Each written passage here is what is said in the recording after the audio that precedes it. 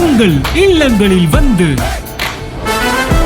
உங்கள் உள்ளங்களை உயிர்ப்பிப்பது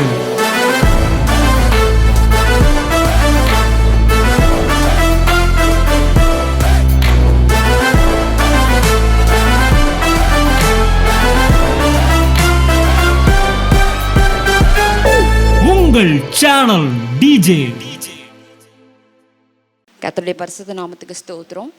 எங்களுக்கு வந்து தூத்துக்குடி எங்களுக்கு 6 வருஷம் ஆகுது. மதுரைக்கு வந்து 5 வருஷம் ஆகுது இந்த சர்ச்சுக்கு நான் வர ஆரம்பித்து. வரும்போது எங்களுக்கு பிஸ்னஸ் பெரிய அளவில் லாஸ் ஆகி தான் வந்தோம்.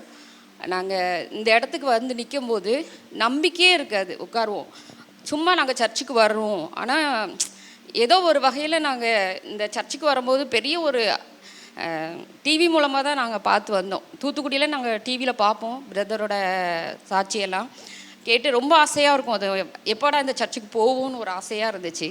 ஆனால் நாங்கள் மதுரைக்கு வரும்போது எங்களுக்கு இந்த சர்ச்சு எங்கே இருக்குதுன்னு தெரியாது. எங்கள் மச்சான் வந்து பெரிய அளவில் ஒரு இந்து பேக்ரவுண்டில் இருந்தால் சபரிமலைக்கு மாலை போடுறவர். அவர் தான் எங்களுக்கு இந்த சர்ச்சோட இது எல்லாமே பார்த்து இந்த சர்ச்சுக்கு நாங்கள் வந்தோம். இந்த இடம் தான் நல்லா இருக்குப்பா, இங்கே போங்க அப்படின்ட்டு. ஒரு வருஷமாக சும்மா நாங்கள் எந்த பிஸ்னஸும் பண்ணலை. ரொம்ப பெரிய அளவில் லாஸ் தான். அடுத்து நாங்கள் என்ன பண்ண போகிறோம்னு தெரியாமல் தான் இந்த இடத்துக்கு வந்து உட்காந்துருந்தோம். ஆனால் இப்போது பொருளாதார ரீதியில் நாங்கள் சொந்தமாக ஒரு கடை வச்சுருக்கோம்.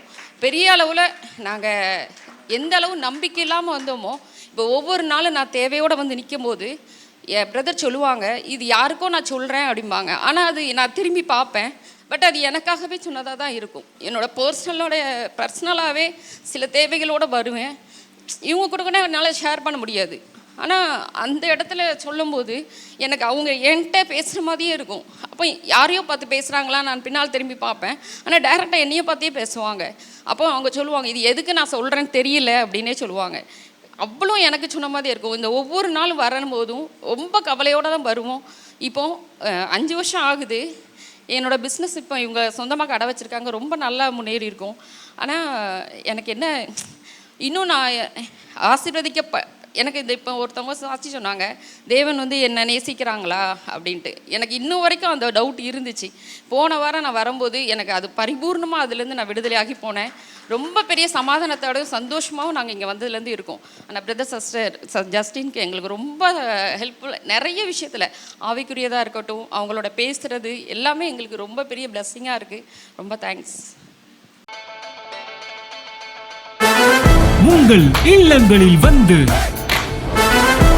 உங்கள் உள்ளங்களை உயிர்ப்பிப்பது